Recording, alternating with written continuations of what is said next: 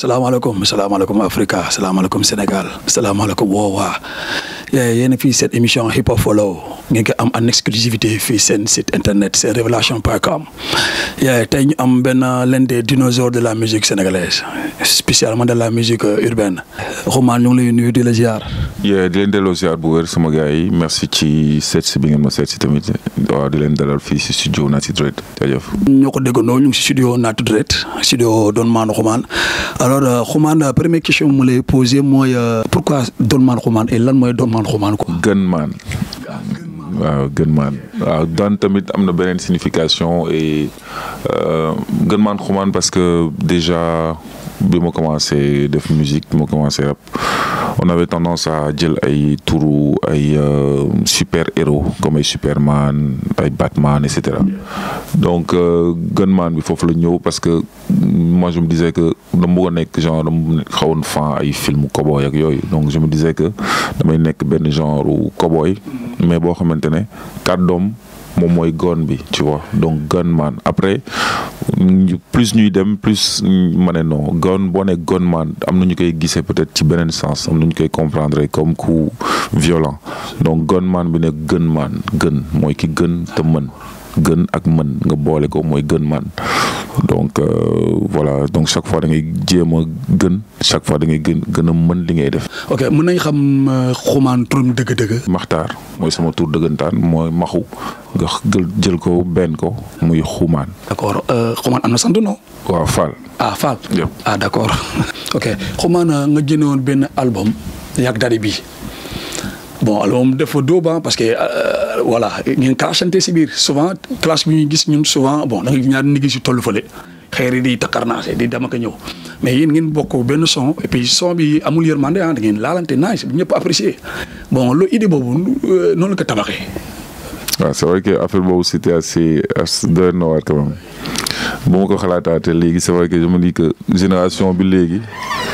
amuñu vision boobu. bi ñuy def clash bi avant toute chose dafa amoon ay coow ay wax yu amoon suñu diggante ay wax ay genre man maa la daax rap yow da nga sàcc sama texte et cetera parce que boo xoolee Bibson bi mu génnee Pifras dafa dem bokk Rapadio et li xaw a marrant li xaw a drôle ci histoire bi mooy que ni Rapadio ci boppam Cool Coxis moo ko créé Cool Coxis moo créé Rapadio après mu bàyyi Rapadio ñëw ci ñun tu vois et ci diggante bi moom Cool Coxis ay Keyti ay Déguiba et cetera donc quelques années après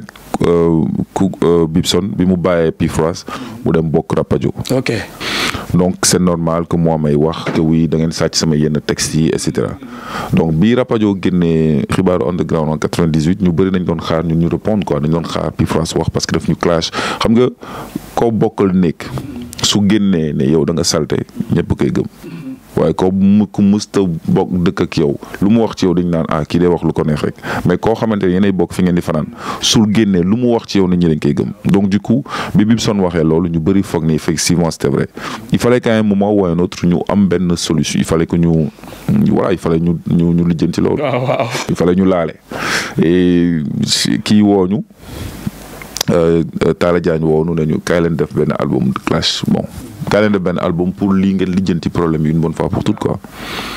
bi mu ñu ko waxee au début on s'est dit bon pourquoi pas parce que bon hip hop la you know on n'est pas des ennemis parce que Bibson sama maam lañ ko tuddee Cheikh Bou Kounta Koli lañ ko tuddee Cheikh Bou Kounta bu Ndiassane te Cheikh Bou Kounta mooy sama maam donc sama maam lañ ko tuddee donc këram xam naa fa bu baax dama fay dugg nu mu neexee moom day ñëw sama kër nu mu ko neexee donc deal bi c'était juste de pouvoir faire quelque chose d'artistique loolu moo tax ñu dugg ci affaire moo ñu dugal ci mbirum clash bi ñuy enregistré album bi la woon c'était donc je crois 8 titres la woon je pense 8 titres ou 8 titres mais il fallait que ci 8 titres yi mu am benn son boo xamante ne moom mooy clash bi parce que loolu moo tax ñu tuddee album bi Frère Ennemi. Frère Ennemi absolument. donc bi ñu koy enregistré bon. Bibson demal léegi xam nga nu ñu def bu ñu enregistré son bi comme clash la mais da ngay bàyyi man kese ma enregistré xam nga su ma enregistré par après léegi yow nga ñëw nga prise mais bugguma kenn warul fekkee sama morom buy prise quoi pour mu bañ ko influencer ma ne ko ok let's go nañ def loolu après mu prise couplet mu ñëw déglu affaire bi xaw ma bon kii na ma quoi laal na ma quoi parce que ma déglu affaire bi ma ne non maa naan sama xel xam nga en fait li ma dérangé woon et vraiment c'était ça qui moo ma dérangé woon dama ne lii sama mère bu ko dégloo. xam nga dina ma voilà dina am lu mu wax quoi parce que mi ngi sulli ay mbóot et puis am na yenn wax yu mu ci wax quoi moo tax man tamit bon comme bi mu enregistré guddi la woon. session bi jeexoon na parce que dañuy enregistré bay 18h léegi ñu war a dem gàlle léegi man li ma bindoon ci veille bi ma bàyyi ko ma effacé ko. bind leen lu gën a leneen parce que loolu moo doon parce que bu ñu ñëwoon noonu li ma njëkkoon bind man kiiw ma ko woon quoi. dama si cofoon noonu rek mais bi ma dégloo li mu def nag laa ne non. waaw lii su ma ko bàyyee nii day yomb quoi si laa ko bindalaatee. après ñu dem bi mu ñëwee moom si boobu mu déglu couplet bi moom tamit affaire bi metti ko tamit c'est normal parce que c'était ça le but quoi mais je pense que c'était important que ñu def loolu ñu après moom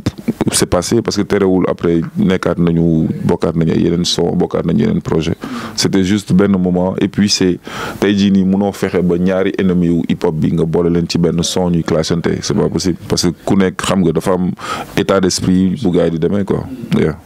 en fait waaw yaa ngi koy wax léegi si biir son bi sax ñu ngi dégg nga naan à un moment nga naan ko doo xam nga daal bi da nga mën a fen quoi. waaye sama genre bu nga dégg man mais attendez ñaar yi ba léegi pañe jugagul si biir son bi. en fait boo xoolee ce qui s'est passé dañu def son bi dañu def dafa def couplet man ma def sama couplet léegi ku nekk si ñun ñaar.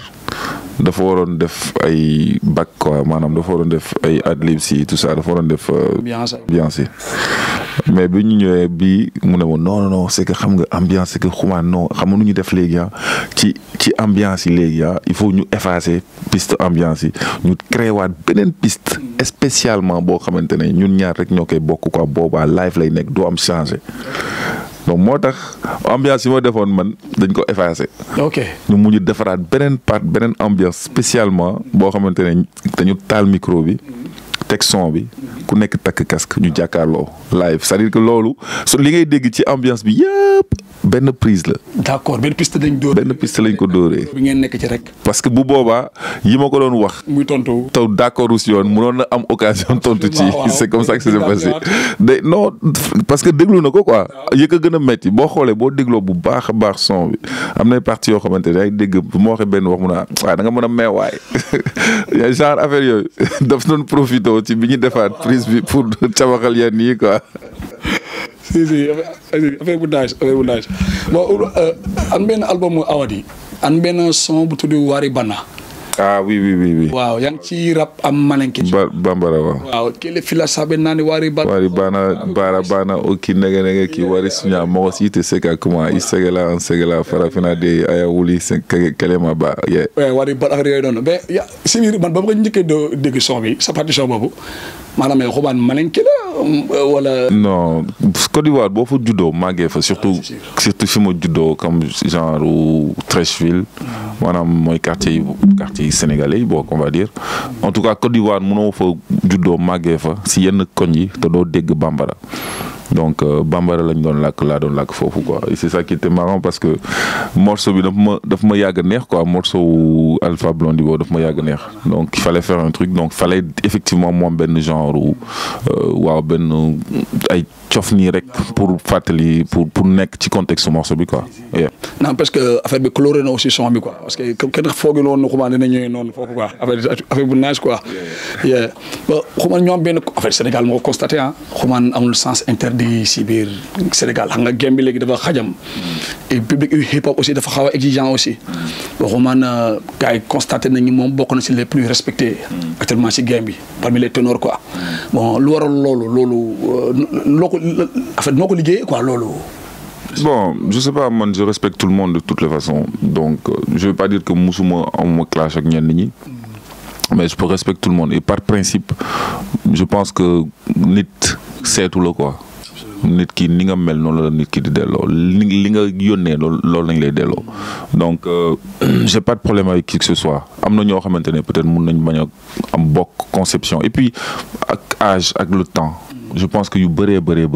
mënatuma si dugg sax am na yenn coow yoo xamante ne nekkatul su ma mënta tabax su ma mënta defar mënatuma dugg si luy féewale quoi. bon xam naa dafa su waroon ñëw si commencement bi sax xumaan eke am na benn eke boo amoon mooy waxkatu njaaxum xumaan ba léegi mu wax njaaxum wala. waaw tu sais explication bi ma am ci loolu mooy maanaam wax njaaxum mooy wax dëgg Sénégal foofu sooy wax dëgg rek njaaxum dañ lay teg waxkatu njaaxum je pense que li ëppoon solo dans l'histoire moo doon fexe ba bàyyi fi benn su ma taxawoon ne man la xumaan wala Longzi bu phrase possible njool bu coofe bi di rey xale yu jigéen yi si affaire bu graaw parce que rappeur enfin artiste da nga war a am entre guillemets benn genre gimmick li ñuy woowee gimmick xam nga da nga war a am loo xamante ne sa signature lay nekk su ma taxawoon ne man la xumaan wala Longzi bu phrase possible njool bu tooy bi nga xam bi xam nga bi kenn faalewul par exemple yow loo wax nit ñi noonu lañ lay xoolee. day gis kii ku taxaw par exemple Gaston da man la Bandi Mike day dem ba nit ñi dañ koy toftalee tur boobu Bandi Mike Canabasse bu taxawee ne man Bass the Boss dañ koy toftalee the Boss you know benn Dip bu taxawee ne man le président au rappeur yi wala Fata el Presidente dañ koy jàppee el Presidente you know benn Dip bu taxawee tamit ne xaw ma je sais pas ku nekk ak sa tur wala benn genre kii loo xamante dañ la koy daaxantale. Donc si tu veux waxkatu njaaxum bi c'était juste dans ce sens-là quoi. journal rap bi dañ siy ñëw tuuti parce que journal rap bi mën naa ni t'es le concepteur t'es le père fondateur quoi bon mu nekk affaire bu garaaw affaire bu extraordinaire ñëpp apprécier ko ba adduna bi yëpp je crois que amoon nga say invitation TV5 France 24 et tout voilà idée boobu nan la ñëwee. JTR bi pour man dañoo. benn moment il y a deux choses Sénégal dafa tolloon foo xamante ne dafa bëri woon information ku nekk day joxe sa version groupe de presse yi bëri journaux yi bëri télé yi bëri xam nga site internet yi bëri ku nekk di wax yow selon soit nga faral ak nguur gi wala nga bañ a faral ak nguur gi li ngay wax information bi di nga koy joxe du nuroo bon benn deuxièmement internet commencé woon am doole Sénégal jamono bi ñu commencé sax doole bi xawoon na néew par rapport à maintenant. Donc doole boobu internet commencé woon am lu bëri lu mu yàq ci musique bi comme lu bëri lu mu defar lu mu yàq mooy les gens n'achetaient plus kenn daawul woon jënd ci album ni CD ou ni quoi que ce soit ñëppay téléchargé donc téléchargement boobu tax na ba léegi lépp loo soxla ci son demal YouTube nga tapé boo ko tapé automatiquement mu ñëw donc dafa changer paysage bi dafa changer paysage audiovisuel bi il fallait trouver un moyen d'exister existence bi mooy fexe ba lépp fexe ba ñuy dégg sa tur ñuy gis sa image sans pour autant que sans pour autant que nga wanteer sa art tu vois donc il fallait s'adapter à cette nouvelle réalité bi moom mooy réseaux sociaux yi moom mooy internet journal rap bi dafa tombé ci moment boo xamante ne tamit dëkk bi dafa jaxasoo woon dafa yëngatu woon mooy après 23 juin ma gis ne ñu bëri ñu ngi joxe seen version ku nekk di wax pourquoi pas jël loolu yëpp boole ko ci benn site boole ko ci benn bërëb. on a envie de donner de l'information boo xamante ne yow sax boo xoolee am na yu bëri yoo xamante ne dina la romb mais doo si bàyyi xel. loi bi ñu voté ñu ne cigarette kenn waratu ko tux ci lieu public voté nañ ko mais appliqué wuñ ko donc da ngay joxe information yoo xamante ni ku nekk dina si mun a jëriñu bu ñu voté le nouveau code de la presse lan mooy code de la presse lan la am ban njëriñ la presse am ci réew bu ñu voté par exemple benn loi boo xamante ne je sais pas moi rapport u IGE. nan la ñuy lire rapport yu IGE bu ñu waxee lan mooy recette fiscale lan mooy dépense fiscale environnement bi tey jii nii boo jëlee benn sachet plastique nga sànni ko ñaata at lay def balaa moo seey information yooyu yëpp mi ngi fi mais xale yi jeunes yi dañuy dem ci net bi pour lan ay conneries moo leen fa yóbbu ay seetaan ay yoo xam ne amul benn njëriñ donc il fallait que ñu fexe ñun itam créer loo xamante ne dina leen apporter dara. dañuy fexe ba rappeurs yi seen bopp ñi nga xamante ne ils n'ont pas l'habitude ñu leen di dégg ci yenn sujets yi dañ leen di xëcc. ci sujet yi dañ leen di xëcc ci yenn sujet dañ leen di xëcc ci yenn genre thèmes yi nga xamante ne am nañ ci xam-xam mais mosuñu toog par exemple mu sentir besoin wax ci JTR nag daf leen di xëcc ci loolu seen fans yi tamit dañuy ñëw dañ leen di seetaan parce que mën nañ rap c'est vrai mais tamit dañuy am lu ñu jàng donc la plupart de rappeurs yi nga xamante ne ci génération bi ñu si gën a bëri en tout cas invité nañ leen JTR jeunes yi muy ñi nga xamante ne musuñu am nañu musta génn télé am na musta génn am vidéo invité nañ leen JTR parce que xam nañ ne am nañ qualité d'écriture quoi. xuma en fait dama leen di fàttali ni yaa ngi seen émission Hip Hop Follow ak le grand Gunman Xuman fii si seen site internet senrévélation.com xum ma dégg ni en fait ñu am ay rumeur force ay tànk ay weeyu bëy nga ko olof waxatee noonu ñu ne deuxième édition kii bi journal rappé bi Google moo ko financé Google dañu leen defal dañu doon def benn concours. d'accord ils faisaient un concours léegi dañu soxla woon ku leen defal publicité pour concours boobu pour ne nit ñi ku bëgg a bokk ci concours bi il faut nga yónnee lii il faut nga def lii il faut nga def laa. d'accord te jamono jooju ki doon directeur Google benn kii la woon benn Sénégalais la woon. Tidiane Deme. il a fait appel à nous est-ce que mun ngeen ñu defal benn vidéo ñu ngeen facturer ñu ñaata la. ñu facturer ko ñaata la. ñu defal ko vidéo bi. bi ñu leen defalee vidéo bi liñ ñu fay lañ jël jëndee si jëndee ko benn caméra bu ndaw. d'accord jëndee ko benn carte son jëndee ko benn moto. ok. est-ce que comprendre si dañu jox. si jël ñu xaalis bi lekk. si waaw ma xam nga fi Sénégal nañ ne yow xam nga gars yi moom seen lamine nañ yor. waaw waaw mu noonu xuma ñi ay jamono daal da ngay animé benn émission si benn station rajo de la place émission reggae quoi yow étant rappeur en fait étant musicien je veux dire quoi pourquoi le reggae pourquoi pas le rap parce que déjà reggae moo tax ma bëgg musique d'accord reggae moo tax ma bëgg rap reggae moo ma dugal ci musique en fait parce que depuis très jeune bu ma nekkee Côte d'Ivoire comme je dis fa laa juddoo fa laa màggee Côte d'Ivoire star bi gën a mag foofu mooy Alpha Blondy. absolument donc pendant des années Alpha Blondy lañ doon déglu. c'est-à-dire que mooy musique bi ñu doon déglu matin soir et midi. c'est-à-dire que chaque jour saa yu Alpha Blondy génne album nga koy déglu. te reggae la doon def. comprendre nga fii Youssou Ndour moo doon star. waaw moo fi avant bon moo yàgg nekk star. waay moo fi nekk waay. donc foofu Alpha Blondy la woon. donc boo màggee ci loolu da ngay xool ci kaw. man mënu ma woon way su ma mënoon way reggae man lay nekk. c'est ma passion la quoi tu vois. ça n'empêche que émission yi. terewuma au contraire daf may gën a yokk inspiration sax pour may bind ay son ci hip hop bi. ok mais ça n'empêche que soo dégloo sama album. am na ay morceaux reggae. donc sama répertoire am na ay morceaux reggae. absolument je suis fier de l'assumer. j'ai pas de honte à dire que j'aime le reggae je l'assume. ah ouais musique la. loolu kese la. waaw Sénégal ñu leen di fàttali ni yéen a ngi seen émission Hip Hop Follow fii si seen site internet senrévélation.com ak voilà l'un des dinosaures comme ni ñu ko waxee léegi rek le grand Gunman Xuman bon Xuman ñu am en fait benn yow sa gis-gis yow si par rapport à cette nouvelle génération waaw Galsen et le rap d'aujourd'hui quoi waaw yow loo soo amoon loo si wax tey loo siy wax. évolution bi am ci musique bi ñuy def léegi am na évolution bu baax bu macha allah rappeurs yi léegi wala musiciens beatmakers yi comprendre nañu instruments yi ñu yore. instruments yi ñu yore mooy application yi jël wala logiciel yi ñuy installé yi ñuy jël pour def musique donc logiciel yi léegi gars yi commencé nañ ko maîtriser li nga xamante ne moom moo xaw a des tuuti moom mooy mix ak mastering te loolu mi ngi ñëw pour son yi am doole et tout mais je pense que commencé nañu utiliser seen potentiel te j'ai l'impression que beatmakers yi sax ñoo raw rappeurs yi ci lu bëri.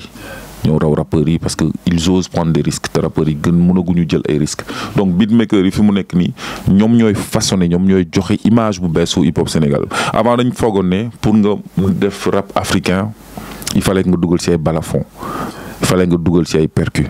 te rappeurs yi te beatmakers yi ay kora beatmakers yi comprendre nañ que ni mun nga bañ a dugal ay balafon ay kora mais rythmique bi ni nga koy jouer ci boppam mun na am xam nga touche africaine. culture sénégalaise nekk hip hop. ça c'est une chose deuxième chose aussi génération bi léegi rusatuñu jël seen approprié wu seen musique avant da nga doon gis gars yi dañu doon am problème musique bi ñu doon def dafa mel dañu doon am problème mu assumer ko c'est-à-dire que tey jii nii gars yi boo leen déggee ñu posé ci ay genre beat yoo xamante ne c'est des beats yu xaw a saccadé wala yu xaw a am benn genre kii mbalax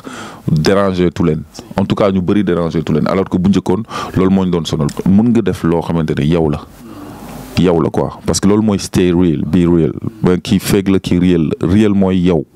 li nga nekk yow mooy real fake bi mooy jéem a def loo nekkut ci say musique ci say wax ci say jëf ngay jaay bandi te mosoo gis pistolet loolu mooy fake beneen aspect positif bi gars yi commencé nañ liggéey réellement xaalis ci hip hop bi xam nañ ne mun nañ ci make money mun nañ créer ay événements mun nañ def loo xamante ne dinañ indi xaalis na leen dundal parce que au final liggéey la.